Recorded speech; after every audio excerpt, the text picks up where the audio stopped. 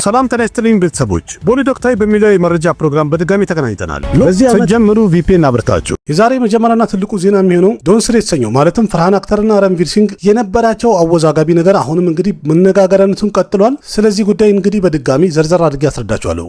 በእርግጥ ከጅምሩ ጉዳዩ ምን እንደሚመስል የተለያዩ ቪዲዮ አቅርቤ ነበር። በትላንትናው ዕለት ደግሞ ባን የተደረገበትን ምክንያት በዝርዝር አቅርቤ ነበር። ካላያችሁት እሱን ቪዲዮ እና ይሄንን ቀጥሉት። እስካሁን ድረስ እንግዲህ ኢንተርኔት በአጠቃላይ ከ1000 በላይ ፖስቶችና ቪዲዮዎች የተለቀቀ ነው ያለው በዚህ ጉዳይ የተነሳ ማለት ነው። ረንቪር ሲንግን ሙሉ ለሙሉ ከቦሊውድ እንግዲህ እናስወግደዋለን ብሎ ውሳኔ የወሰኑትና ያሰሙት ፌዴሬሽን ኦፍ ዌስት ኢንዲያ ሲኒማ ኢምፕሎየርስ የተባለ አንድ ኦርጋናይዜሽን ነው። ኮሚቴው እንግዲህ በውሳኔው ረንቪር ሲንግ ትክክል አለመሆኑን የገለጸ ሲሆን በዛ ላይ ደግሞ በዚህ ኮሚቴ ስር በአጠቃላይ ወደ 400,000 የሚደርሱ ሰራተኞች ይገኛሉ ወይም አባል ይሆኑ። ይህ ማለት ደግሞ እነዚህ ሰዎች በአጠቃላይ ከረንቪር ሲንግ ጋር ምንም አይነት ስራ ለመስራት ፍቃድ እንደማይሰጣቸውና በአጠቃላይ ረንቪር ሲንግን ከቦሊውድ እንዳስወገዱት ወይም ባን እንዳደረጉት አናውንስ የተደረገበት ነው። ግን የሚገርመው ነገር ይሄ ኮሚቴ ማለት እስከዛሬ ድረስ ማንም ሰው አያውቀውም ነበር በሚባል ደረጃ የተደበቀ ነው። ማለትም ከቦሊውድ ውጪ ማለት ነው ወይም ከፊልም ኢንዱስትሪ ውጪ ማንም ሰው አያውቀውም ነበር። ግን ደግሞ በረንቪር ሲንግ የተነሳ ዛሬ ላይ በጣም ዝነኛ ሆናል ወይም ታዋቂ ሆናል። እያንዳንዱ ሰው ስለዚህ ጉዳይ ሰርች ያደረገን ያለው ማለት ይቻላል። ቀደም ብሎ አናውንስ እንደተደረገው ደግሞ ፈርሃን አክተር በዚህ ፊልም የተነሳ ወይም ለዝግጅቱ በአጠቃላይ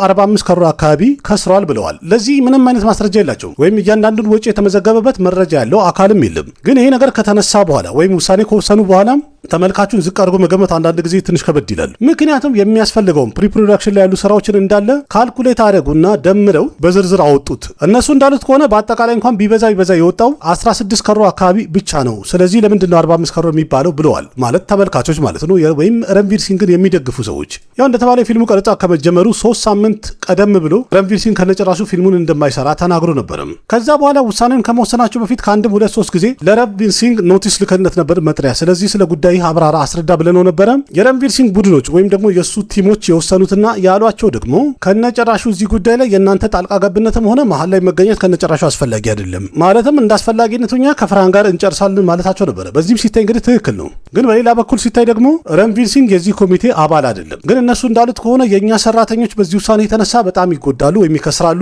እነዛ አባላታችን የሚሏቸው ደግሞ ከፊልም ቀረጻ በስተጀርባ እኛ ተዋናዮቹን ነው የምናየው። ከተዋናዮቹ ሌላ ደግሞ በጣም ብዙ ቴክኒሻኖች አሉ። እነዛ ሁሉ የዚህ ኮሚቴ አባል ስለሆኑ እነሱ መጎዳታቸው አይቀርም። ለምን ፊልሙ ተሰርቶ ለእይታ ካልበቃና ፕሮዲውሰሩ ተርፋማ ካልሆነ ለነዛ ሰዎች ሊከፍል ስለማይችል የእኛን አባላት ወይም ሰራተኞቻችንን ጎድተዋል ነው እያሉ እየከሰሱ ያሉት። ስለዚህ እንደዚህ ነገር እንዳይፈጠር ህጋችን እንደሚያሳየው ረንቪር ሲንግን ባን ማድረግ ግዴታችን ነው ብለው ውሳኔያቸውን ወስነዋል። ግን ደግሞ የረንቪር ሲንግ ቲሞች ይሄ ውሳኔ ከነጨራሹ ህገ ወጥ ነው እያሉ እየተቃወሙ ነው ያሉት። በዶኩሜንታቸውም ግልጽ አድርገው የተናገሩት እንደ አንድ ዜጋ የግል ነጻነቱንና የስራ መብቱን መጋፋት ከነጨራሹ መብት የላቸውም። አንድ ሰው የፈለገውን መስራትም አለመስራትም መብት አለው። ይሄ ደግሞ በአገሪቱ ህገ መንግስት ህግ ላይ የጸደቀ ራሱን የቻለ አንቀጽ ነው ብለው አንቀጹንም ገልጸው ነው እንግዲህ የሰጧቸው ወይም የተለያዩ ዶክሜንቶችን አቅርበዋል። ይህም ማለት እንደዚህ እናንተ ባን ያላችሁት ወይም ተወገደ ያላችሁትን ነገር ከነጨራሹኛ አናምንም አንቀበልም ብለዋል። በእርግጥ እነሱ እንደዚህ ይበሉ እንጂ ሙሉ ቦሊውድ ይህን ነገር እየተቃወመ ነው ያለው። እነሱ እንደዚህ በማለታቸውም ምንም ለውጥ አይመጣም የሚሉ በጣም ብዙ ሰዎች የተሰሙ ነው ያሉት። ዋናው ነገር ደግሞ በአሁኑ ሰዓት ላይ ረንቪር ሲንግ በጣም ተፈላጊ አክተር ነው።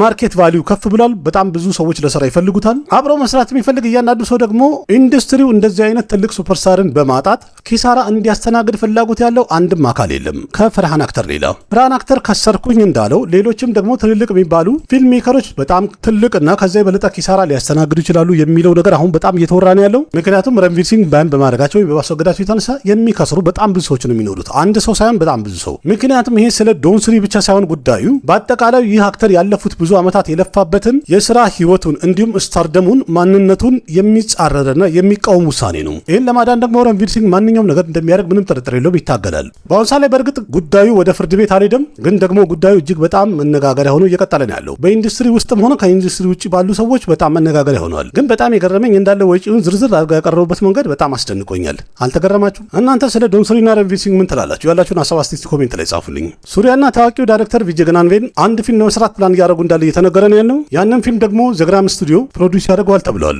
በ2021 ለእይታ ይበቃ የነበረው ሱሪያ የተወነበት ቪጄ ገናንቬል ዳይሬክት ያደረገው ጄቢም የተሰኘው ፊልም እርግጠኛ ነኝ ሁላችሁም አይታችሁት ይሆናል። ከጄቢም በኋላ እንግዲህ እነዚህ ጥምረቶች ሁለተኛ ፊልማቸውን እየሰሩ ነው ያሉት። የፊልሙም ደግሞ በቀጣይ ጥቂት ቀናት ውስጥ ኦፊሻል አናውንስመንት ይደረግለታል ተብሎ ይጠበቃል። እንደተባለ ከሆነ የዚህ ፊልም ይዘቱም ዳርክ ትሪለር ፊልም ይሆናል የተባለ ሲሆን በእውነተኛ ታሪክ ላይ መሰረት አድርጎ የሚሰራ ፊልም እንደሚሆን አናውንስ እየተደረገ ነው ያለው። ቀደም ያለው ጄቢም የተሰኘው ፊልም ተመልካቹ በጣም ወዶት ነበር ያየው። ስለዚህ በቀጣይ ደግሞ እነዛው ጥምረቶች አንድ ላይ ተጣምረው ይዞልን የሚወጡት ፊልሞች ምን አይነት ይሆናሉ የሚለውን አብረን ምን ይሆናል። በአሁኑ ሰዓት ላይ በጣም እየተዘጋጁበት ነው ያሉት። አሁን ላይ እንደተባለ ከሆነ የፊልሙ ቀረጻ ሴፕቴምበር ወር ላይ አንድ ብሎ ይጀምራል ተብሏል። ከረፑ ስኬታማ ከሆነ በኋላ የሱሪያ ቀጣይ ፊልሙ ቪዥናት ኤንድ ሰንስ የተሰኘው ፊልም ነው። ከዛ በቀጠል ደግሞ ሱሪያ 47ኛ ፊልሙን ይሰራል። ቪዥናት ኤንድ ሰንስ የተሰኘው ፊልም ቀረጻው ሙሉ ለሙሉ ጨርሷል። 47ኛ ፊልሙን ደግሞ ቀረጻውን በቀጣይ ጥቂት ቀናት ውስጥ ሙሉ ለሙሉ ያጠናቅቃል ተብሏል። የቲሴ ገናንቬን ፊልም እንደሚሰራ ከተረጋገጠና ወደ ቀረጻ ከገቡ አሁን ላይ እንደተባለ የፊልሙ ቀረጻ ሙሉ ለሙሉ ሴፕቴምበር ወር ላይ ይጀምራል ማለት ነው። ስለዚህ ከሱሪያ 48ኛ ፊልሙ ጋር ደግሞ የተያዘ ቀጣይ ዜና እስከሚወጣ ድረስ እንጠብቃለን ማለት ነው። ሰልማን ካን የሚተውንበት ቫምሴ ፔትፐሊ ዳይሬክት ያደረገው ፊልም ቀረጻውን በአሁኑ ሰዓት ላይ መናሊ የሚባለው አካባቢ እንደቀጠለ ተነግሯል። እዛም ደግሞ የፊልሙ ወሳኝ የተባለና ከበድ ያለ አክሽን ሲኩዌንስ ቀረጻ እየተደረገለት ነው ያለው ተብሏል። በዚህኛው ቀረጻ ላይ ከሰልማን ካን ጋር የፊልሙ አክትረስ ወይም ሴት መሪ ተዋናይ ነይንታራም ድምቅ ያለ አክሽን ላይ እንደምትታይ ወይ እንደምትሳተፍ አንዳንድ መረጃዎች ይወጡ ነው ያሉት። ነይንታራ እዚህኛው ፊልም ላይ ምንም አይነት ስታንትማን ወይም ቦዲ ደብል እንደማትጠቀም የተነገረ ሲሆን ይህም ማለት ደግሞ የዚህም ፊልም አክሽን ሲኩዌንሶች ራሷ ነው የምትሰራው ማለት ነው። ቀደም ብሎ ጆዋን የተሰኘው ፊልም ላይ የነይንታራ ትወናም ሆነ አክሽን ሲኩዌንሷን ተመልካቹ ወዶላት ነበረ። በዚህኛው ፊልም ላይም ድምቅ ባለ አክሽን ነይንታራን በድጋሚ እናያታለን ማለት ነው። የፊልሙ ቀረጻ በአሁኑ ሰዓት ላይ በጣም ተጥፎ እየቀጠለ ነው ያለው። ደግሞ ቀረጻውን በዚህ ዓመት መጨረሻ ድረስ መጠናቀቅና መጨረስ አለባቸው። ዋናው ነገር ደግሞ ፊልም ሜከሮቹ ቀደም ብሎ እንደተናገሩት ከሆነ 2027 ኢድ ላይ የፊልሙን ነገር እንዳለ አጠናቀው ለእይታ ማብቃት ግዴታቸው ነው። ባላክርሽናና ኮታላ ሺባ የሚሰሩት ፊልም ጁን ላይ ላውንች ይደረጋል የተባለ ሲሆን የፊልሙ ቀረጻም ደግሞ አንድ ብሎ ኦገስት ወር ላይ ይጀምራል ተብሏል። ባላክርሽና በአሁኑ ሰዓት ላይ 111ኛ ፊልሙን ቀረጻ እያደረገ ነው ያለው። ይህንን ፊልም ደግሞ ጎፒ ቸንማኔኒ የተባለው ዳይሬክተር ዳይሬክት እያደረገለት ነው ያለው። ጎፒ ቸንማኔኒ ዳይሬክት የሚያደርገው ፊልም ኦገስትና ሴፕቴምበር አካባቢ ይጠናቃል ወይም ያልቃል ተብሎ ይገመታል።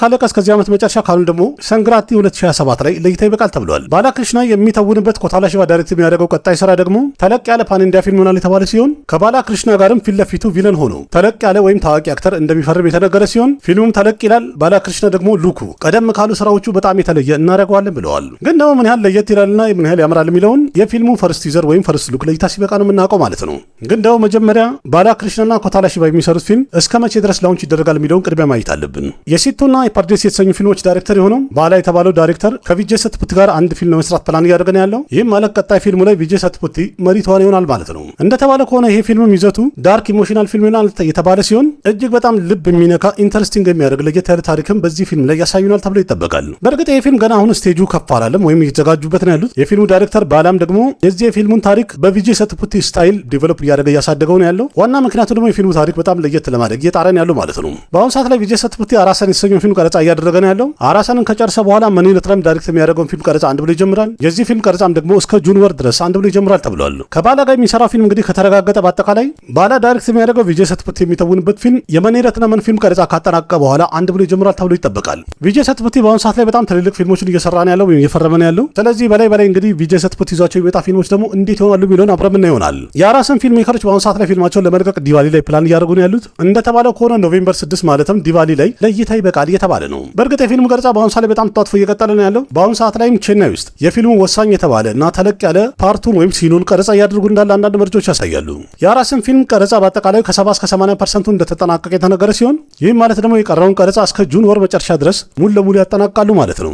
አራሰን የቬንትረማረም ፊልም ሲሆን በፊልሙ ላይ ስብራንሰን መሪ ተዋናይ ሆኖ ይታያል። ቪጄ ሰትፑቲ ደግሞ እጅግ በጣም ለየት ያለ ካራክተር ተሰጥቶት ይጫወታል የተባለበት ፊልም ሆናል። የፊልሙ ቀረጻ እስከ ጁን መጨረሻ ድረስ የሚጠናቀቅ ሲሆን የአራሰን ፊልም ሜከሮች ደግሞ በአሁኑ ሰዓት ላይ ዲቫሊ ላይ ፊልማቸውን ለማስመረቅና ለእይታ ለማብቃት ዝግጅት እያደረጉ ነው ያሉ ተብሏል። በእርግጥ ዲቫሊ ላይ ከራማይና ሌላ ሌሎችም ትልልቅ ፊልሞች ለእይታ ይበቃሉ ተብሏል ቀደም ብሎ። ስለዚህ በአጠቃላይ እንግዲህ አራሰን ኦፊሻል ሪሊዝ ዴቱ ደግሞ እስከ መቼ ድረስ አናውንስ ይደረጋል የሚለውን አብረን እንጠብቃለን። የሶኒ ቪ የመጀመሪያ ዌብ ሲሪል የተባለው ስፓይደርማን አማዞን ፕራይም ላይ የተለቀቀ ሲሆን ይህንን ዌብ ሲሪልም ደግሞ በሁሉም ቋንቋዎች ለእይታ አብቅተውታል። ይህ እንግዲህ ስፓይደርማን ዩኒቨርስ የመጀመሪያ ዌብ ሲሪል ሲሆን ርዕሱንም ደግሞ ስፓይደር ናወር ብለውታል። ይህኛው ስፓይደር ሲሪስ ዳርክ አድቬንቸር ሲሪስ ሲሆን በ1930ዎቹ ላይ መሰረት ያደረገ ፊልም እንደሚሆን ተነግሯል ቀደም ብሎ። የዚህኛው ስፓይደርማን ታሪክ የሚያሳየው ከብዙ ዓመታት በፊት ከስፓይደርማን ወይም ከኃላፊነቱ ወደኋላ የሸሸ የሰለቸውና የተዳከመ ሲሆን ከዛ በኋላ ግን በድንገት በተፈጠረ ክስተት በድጋሚ ወደ ስፓይደርማንነቱ ሲመለስ ይታያል። በእርግጥ የፊልሙ ትሬለርና ቲዘር ላይ እንደታየው ከሆነ ብላክ ኤንድ ዋይት ወይም ጥቁርና ነጭ አድርገው ነበር ያሳዩን። አሁን ላይ ግን ከለርፉል አድርገው ወይም በከለርም ለእይታ አብቅተውታል። በአጠቃላይ 8 ኤፒሶድ ነው ያለው። ስለዚህ ስትከታተሉ ከነበረ ወይም ስትጠብቁ ከነበረ እንግዲህ ጎራ ብላችሁ እንድታዩ ትጋብዛችኋለሁ። ካያችሁት ደግሞ ስለዚህኛው ስፓይደርማን ምን ትላላችሁ? ተመቻችሁ? አሪፍ ነበረ? ያላችሁን ሀሳብ አስተያየት ኮሜንት ላይ ጻፉልኝ። ቪዲዮ ከተመቻችሁ ላይክ አድርጉ። ያላችሁን ሀሳብ አስተያየት በኮሜንት ግለጹ። ለጓደኞቻችሁ ሼር አድርጉ። ለቤቱ አዲስ ናችሁ ሰብስክራይብ አድርጉ። ቤተሰብ ሁኑ። ልክ እንደዚህ ከሲኒማ ጋር የተያዙ በጣም ብዙ መረጃዎችን እንደዚህ የመጣሁኝ ያቀርብላችኋለሁ። እንጫወታለን። አቅራቢያችሁ ካሲፕ ካነበርኩኝ በሌላ ምርጥ ቪዲዮ በድጋሚ እስከምንገናኝ ደህና ሁኑ። ባባይ ना जाने कैसा एहसास है बुझती नहीं है क्या प्यास है क्या नशा इस प्यार का मुझ पे